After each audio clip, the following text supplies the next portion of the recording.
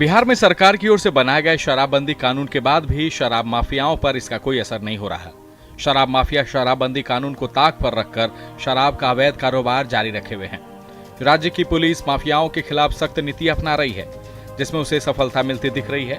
बाढ़ पुलिस ने शराब के अवैध कारोबार कर रहे माफियाओं के गंगा किनारे दियारा क्षेत्र में अभियान चलाया। इस दौरान पुलिस ने देसी शराब के कई अड्डों को तबाह कर दिया। इस दौरान पुलिस ने मौके से बरामद शराब को नदी में बहाया।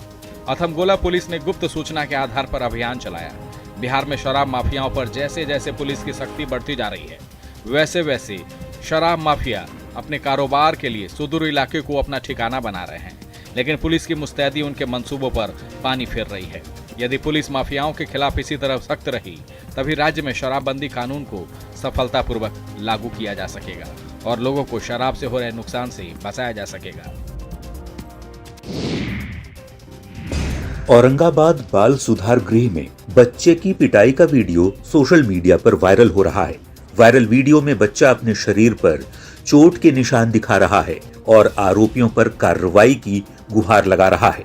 वीडियो में दिख रहा नाबालिग खुद को सीवान जिले के असाव थाना का रहने वाला बताया जा रहा है। नाबालिग पहले सीवान बाल सुधार गृह में बंद था, जहां से उसे औरंगाबाद बाल सुधार गृह भेज दिया गया, जहां पर सुधार गृह के अधिकारियों ने बच्चे की बेरहमी से पिटाई कर दी। पिटाई से क्षुब्ध नाबालिग ने सोशल मीडिया पर वीडियो जारी कर सुपरिटेंडेंट पीओ और बीएमपी के 3 जवानों पर पिटाई का आरोप लगा रहा है। आरोपियों पर कार्रवाई की अपील भी कर रहा है। नाबालिग खुद को वापस सीवान बाल सुधार गृह में भेजने की अपील कर रहा है। हालांकि न्यूज़ 18 इस वायरल वीडियो की पुष्टि नहीं करता। प्रशासन को चाहिए कि वो वायरल हो रहे वीडियो की जांच कर आरोपियों के खिलाफ कड़ी कार्रवाई करे।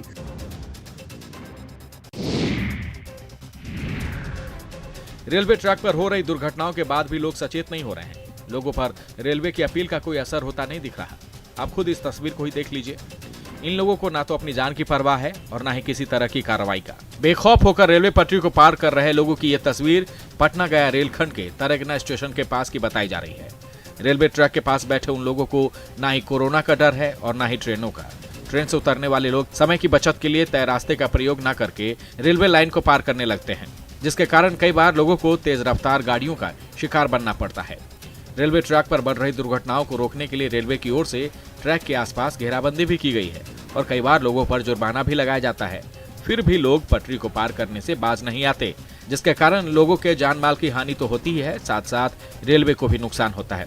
लोगों को चाहिए कि वो रेलवे पटरी को पार न कर निर्धारित रास्तों का प्रयोग करें, जिससे हादसों पर रोक लगे और लोगों को नुकसान नहीं उठाना पड़े। बिहार में अपराध और अपराधियों के खिलाफ पुलिस ने नकेल कसनी शुरू कर दी है, जिससे राज्य में अपराध के बढ़े ग्राफ को कम किया जा सके। मसौढ़ी पुलिस ने 3 शातिर अपराधियों को गिरफ्तार किया है। गिरफ्तार अपराधियों के खिलाफ विभिन्न थानों में कई मामले दर्ज बताए जा रहे हैं। पकड़े गए अपराधियों के पास से स्कॉर्पियो, बाइक, हथियार, 4 मोबाइल फोन, लाखों रुपए के नगद और जिंदा कारतूस बरामद किए गए हैं। पुलिस के अनुसार इन अपराधियों को उस वक्त गिरफ्तार किया गया जब ये वारदात को अंजाम देने की योजना बना रहे थे। पुलिस के मुताबिक पकड़े गए अपराधियों की पुलिस को कई मामलों में तलाश थी। इनकी गिरफ्तारी से कई कांडों की गुत्थी को सुलझाने में मदद मिलेगी। ग्राम रसलपुर 3 मोहानी के पास से हमने अरेस्ट किया। एक पल्सर 220 मोटर बाइक थी तथा इनके पास एक देसी पिस्टल और 11 राउंड हम लोगों को बरामद हुए।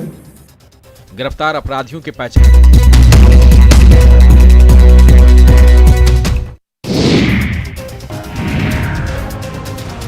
गोपालगंज के पकड़ी गांव में चोरी के आरोप में किशोर की पिटाई किए जाने का मामला राजनीतिक रूप ले लिया है।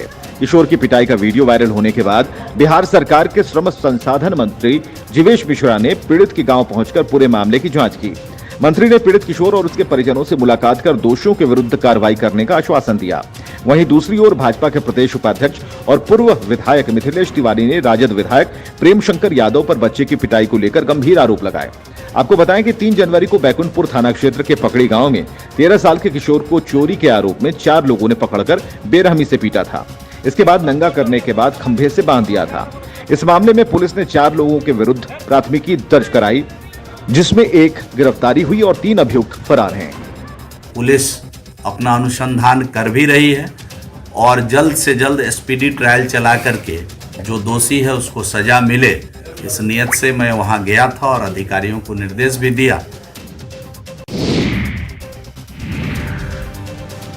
गोपालगंज की धतीवना पंचायत के मुखिया सुखल मुसहर की बाइक सवार अपराधियों ने गोली मारकर हत्या कर दी।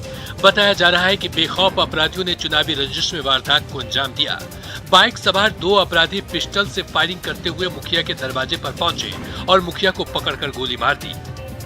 हत्या के बाद आक्रोशित जनप्रतिनिधियों ने अपराधियों की गिरफ्तारी को लेकर सड़क जाम कर दिया और नगर थाने के अंबेडकर चौक के पास शव को सड़क पर रखकर हंगामा किया।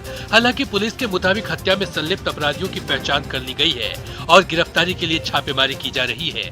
पुलिस के मुताबिक 4 लोगों के खिलाफ नामजद प्राथमिकी दर्ज किया गया है।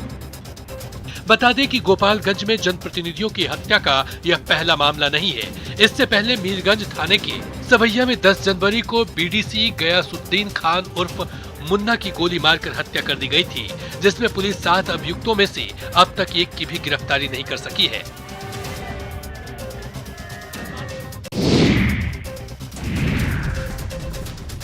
बिहार में जैसे जैसे इंटर की परीक्षा के दिन नजदीक आ रहे हैं, वैसे वैसे स्कूल शिक्षक और कर्मचारी विद्यार्थियों से अवैध वसूली करने लगे हैं।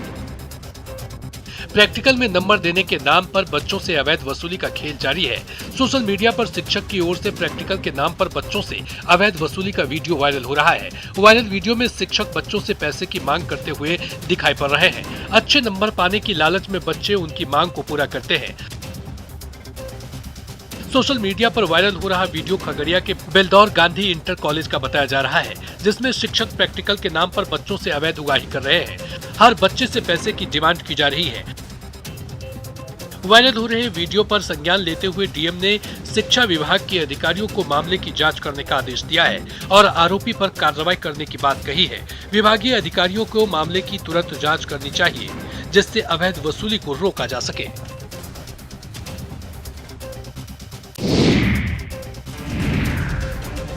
पुआल हटता रहा, टॉर्च जलती रही और पेटी पर पेटी शराब मिलती रही, जिसे कंधे पर उठा उठाकर पुलिस वाले गाड़ी में भरते रहे। ये तस्वीर है सहरसा के सदर थाना इलाके के हकपाड़ा गांव की, जहां से पुलिस ने नई पैकिंग वाली 70 पेटी शराब बरामद की। तस्करों ने जिस तरह से चारदीवारी के भीतर भूसे और पुआल में शराब छिपाकर रखी थी, उसे देखकर पुलिस वाले भी दंग रह गए। पुलिस को इस जगह पर शराब का पता तब चला जब शहर में एक कार में शराब के साथ नीरज नाम के शख्स की गिरफ्तारी हुई। पूछताछ में पता चला कि शराब का कारोबार करने वाले आरोपियों ने गांव में भारी मात्रा में शराब छिपाकर रखी है, जिसके बाद पुलिस ने रात में ही यहां छापेमारी कर शराब को बरामद कर लिया। शराब माफियाओं के खिलाफ पुलिस की ओर से की जा रही कार्रवाई से उनकी परेशानी बढ़ने लगी। पुलिस की नजर से बचने के लिए शराब तस्कर अलग अलग जगहों पर शराब को छुपाया है, लेकिन पुलिस की मुस्तैदी तस्करों पर भारी पड़ती हुई दिखाई दे रही है।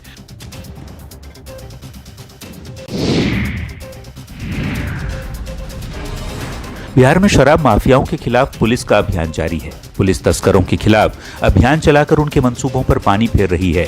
मसौढ़ी पुलिस ने शराब तस्करी की सूचना पर कार्रवाई करते हुए धनरुआ थाना क्षेत्र के मखदूमपुर गांव के पास ट्रक से भारी मात्रा में अंग्रेजी शराब जब्त किया है। हालांकि मौके से किसी तस्कर की गिरफ्तारी नहीं हुई है। पुलिस शराब लदे ट्रक को जब्त कर थाने लाई, जहां पर जब्त शराब के कार्टन की गिनती की गई। गिनती में कार्टन की संख्या 500 बताई गई। पुलिस के मुताबिक उसको सूचना मिली थी कि तस्कर शराब की बड़ी खेप की डिलीवरी करने वाले हैं। इसके बाद पुलिस ने तस्करों के खिलाफ जाल बिछाया और शराब से लदे ट्रक को पकड़ लिया। पुलिस मामले की जांच कर तस्करों की गिरफ्तारी में जुटी है। पुलिस की इस कार्रवाई के बाद तस्करों में हड़कंप है। पुलिस की ओर से लगातार की जा रही सख्ती के बाद भी शराब तस्कर बिना किसी डर के शराब की तस्करी कर रहे हैं, जिसके चलते शराबबंदी कानून की सफलता पर प्रश्न चिन्ह लगा हुआ दिखाई दे रहा है।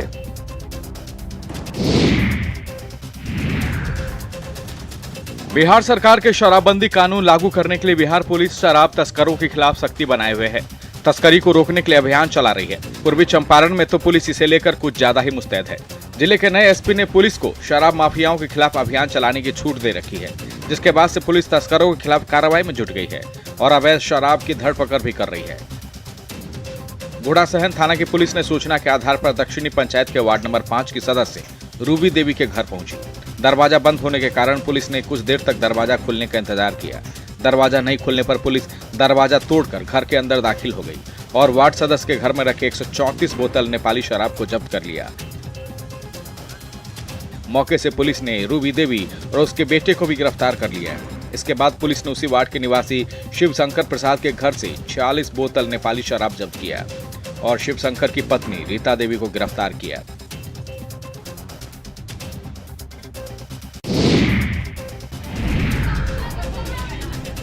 बिहार के जिला और प्रखंड कार्यालयों में दलालों के कारण लोगों को परेशानियां उठानी पड़ती हैं। ऑफिस का चक्कर लगा रहे लोग कई बार अपना गुस्सा दलालों पर उतार भी देते हैं। भागलपुर के नाथनगर ब्लॉक ऑफिस में भी यही हो रहा है। काम नहीं होने से परेशान महिला अपना गुस्सा ऑफिस में बैठे व्यक्ति पर उतार रही है, उसे थप्पड़ जड़ रही है। महिला का आरोप है कि व्यक्ति राजस्व कर्मी के लिए दलाली करता है, जमीन म्यूटेशन के नाम पर आवेदकों से अवैध वसूली करता है। आरोपी राजस्व कर्मियों की मिलीभगत से अपने काम को अंजाम देता है। आरोप लगाने वाली नाथनगर किशनपुर के दिग्गी की रहने वाली है। उसके मुताबिक सुदीन मंडल ने उससे म्यूटेशन के नाम पर पैसे की डिमांड की और पैसा नहीं देने पर सुदीन ने दूसरे पक्ष से पैसे लेकर जमीन का म्यूटेशन कर दिया। प्रशासन को चाहिए वो महिला के आरोपों की जांच करे, जिससे सच्चाई का पता चल सके।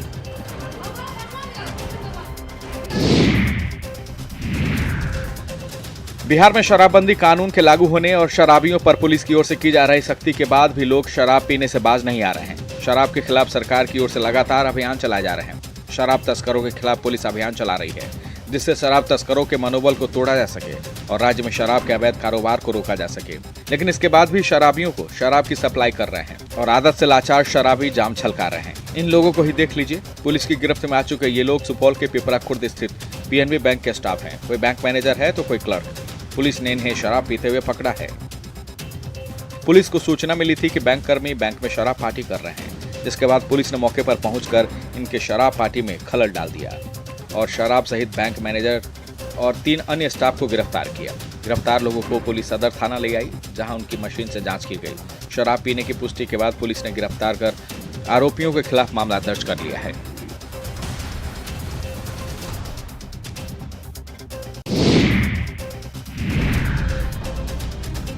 बिहार में कोरोना संक्रमण बढ़ने के बाद सरकार ने इसे रोकने और लोगों को बचाने के लिए तरह तरह के दिशा निर्देश लागू किए हैं। भीड़ भाड़ वाली गतिविधियों पर पाबंदी लगा दी गई है। रात में नाइट कर्फ्यू लागू किया गया है, जिससे लोगों को अनावश्यक गतिविधियों से रोका जा सके। लेकिन लोगों पर इस तरह के आदेश का कोई असर नहीं हो रहा। औरंगाबाद में कोरोना के 411 सक्रिय मामले हैं, लेकिन लोगों की इसकी परवाह नहीं। तभी तो नाइट कर्फ्यू लागू होने के बाद भी ऑर्केस्ट्रा डांस कराए जा रहे हैं। सोशल मीडिया पर वायरल वीडियो गोद थाना के वर्मा गांव का बताया जा रहा है। गांव के पीडीएस डीलर के यहाँ खास मौके पर डांस पार्टी हो रही है। बिना मास्क और सोशल डिस्टेंसिंग के लोग डांस का लुत्फ उठा रहे हैं। कोई नोट लहरा रहा है तो कोई मोबाइल से वीडियो बनाने में जुटा हुआ है। हालांकि न्यूज 18 इस वायरल वीडियो की पुष्टि नहीं करता, लेकिन सरकारी आदेशों से बेखौफ लोगों को ना तो कानूनी कार्रवाई का डर है और ना ही कोरोना के संक्रमण का। लोग कोविड नियमों की धज्जियां उड़ा रहे हैं। प्रशासनिक कार्रवाई नहीं होने के कारण लोगों का मनोबल 7वें आसमान पर है।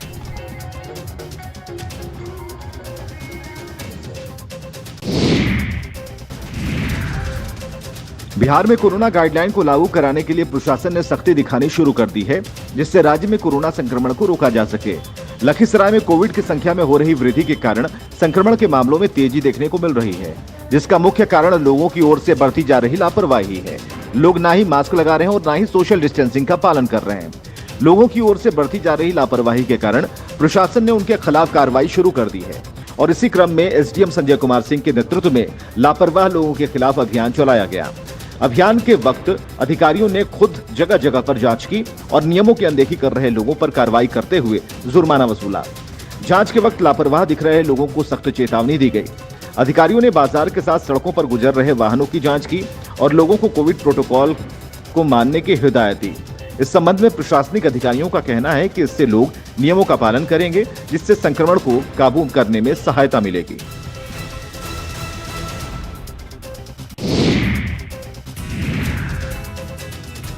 जनप्रतिनिधियों और सरकारी अधिकारियों की उपेक्षा के शिकार ये लोग खुद से ही सड़क बनाने के काम में जुटे हैं, जिससे उनके गांव तक गाड़ियों का आवागमन संभव हो पाए। गुमला जिले के कामडारा प्रखंड के लोग खुद की मेहनत की बदौलत सड़क बनाने के काम में लगे हैं। ये सभी लोग रामतोलिया गांव के महुआ टोली के निवासी हैं, जिनके गांव में सड़क की स्थिति बदहाल है।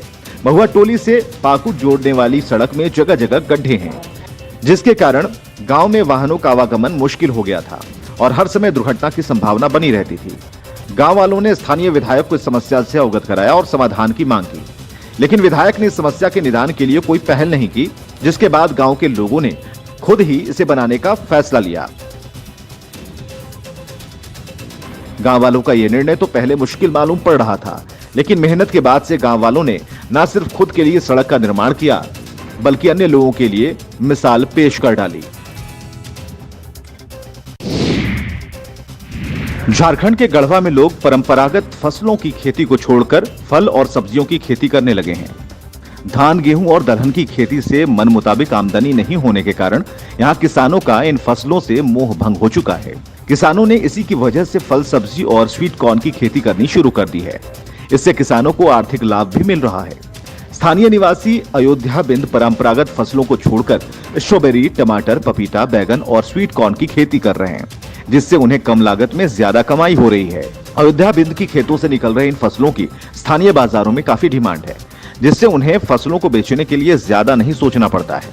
बहुफसली खेती की वजह से खेतों की उर्वरा शक्ति भी बरकरार है, जिससे फसलों के पैदावार में वृद्धि हो रही है। अयोध्या बिंद को कृषि विभाग का भी सहयोग मिल रहा है, जिससे वो खेतों में आधुनिक विधि का प्रयोग कर रहे हैं। आधुनिक खेती से पहचान बनाने में जुटे अयोध्या बिंद अन्य किसानों को इसके फायदे बताते हुए उनसे भी आधुनिक तरीके से इन फसलों की खेती करने की अपील कर रहे हैं। बिहार में ठंड के कारण लोगों का जनजीवन प्रभावित हो रहा है। पछुआ हवा की वजह से सामान्य तापमान के गिरने के कारण लोग घरों में दुबकने को मजबूर हैं। पटना में सर्द हवाओं के कारण तापमान में गिरावट हुई है और कनकनी बढ़ने से लोगों का जनजीवन प्रभावित हो रहा है। सासाराम में पछुआ हवाओं के चलते शीतलहर में वृद्धि हुई है। ठंड से बचने के लिए लोग घरों से बाहर नहीं निकल रहे हैं और अलाव का सहारा ले रहे हैं। मौसम विभाग की माने तो अगले 2 दिनों तक ठंड से राहत मिलने की कोई उम्मीद नहीं है।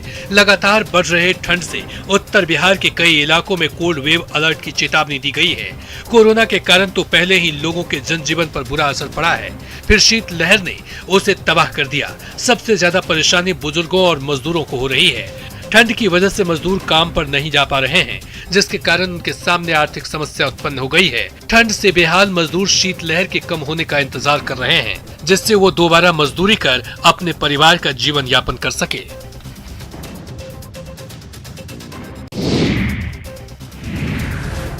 आजादी के 75 साल बीत जाने के बाद भी बांका के पहाड़पुर गांव के लोगों की जिंदगी सुविधाओं के अभाव में कट रही है। बाराहाट प्रखंड के तहत आने वाले इस गांव में बुनियादी सुविधाओं का घोर अभाव है। गांव के लोग परेशानियों के बीच जीवन जी रहे हैं। कोई सरकारी पदाधिकारी या जनप्रतिनिधि ना तो इनकी सुध ले रहा है और न ही गांव में बिजली, सड़क और पानी जैसी सुविधाओं का उपलब्ध कराने का प्रयास कर रहा है। सरकार की ओर से चलाए गए जल नल योजना का लाभ गांव वालों को नहीं मिला है, जिसके कारण लोग पीने के पानी के लिए तालाबों और झरनों पर निर्भर हैं। गांव की महिलाओं को पीने के पानी की तलाश में लंबा सफर तय करना पड़ता है। गांव में स्थित तालाब में लोग स्नान और कपड़ा धोने का काम करते हैं। बिजली के अभाव में लोग आज भी लालटेन युग में जीने को मजबूर हैं। जिला प्रशासन को इस गांव के समस्याओं को तुरंत दूर करने की जरूरत है, जिससे गांव के लोगों को बुनियादी सुविधाओं के अभाव में परेशान न होना पड़े और लोग बिना परेशानी के जीवन जी सके।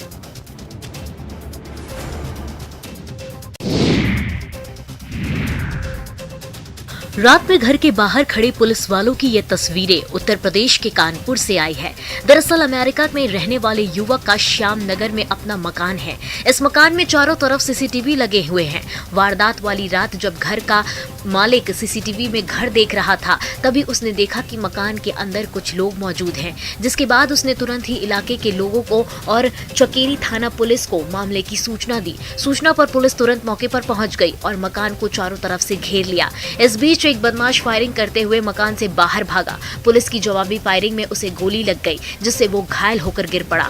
इसके बाद पुलिस ने घायल को अस्पताल में भर्ती कराया। पुलिस का कहना है कि पूरे मकान में पुलिस ने जाकर जांच पड़ताल की। पुलिस पकड़े गए बदमाश से उसके साथियों के बारे में पूछताछ कर रही है। तो उनके द्वारा जो इन्होंने घर में कैमरे लगाए हुए थे उससे पता चलता रहा। उन्होंने देखा, कैमरे से अलर्ट हुए और आसपास के क्षेत्र के जो लोग हैं उनको बताया। फिर उन्होंने सूचना हमें पुलिस को दी। जब पुलिस यहाँ मौके पे जो लोकल इंस्पेक्टर हैं, चकेरी इंस्पेक्टर, वो आए और कई सारे लोग भी यहाँ लोकल वो यहाँ पे थे, तो उन्होंने देखा एक लड़का जो भाग रहा था, तब उसकी फायरिंग भी हुई, क्रॉस फायरिंग हुई है और उसमें इंस्पेक्टर चकेरी की तरफ से भी फायरिंग हुई है। तो उसमें शायद उसके जख्मी भी हैं।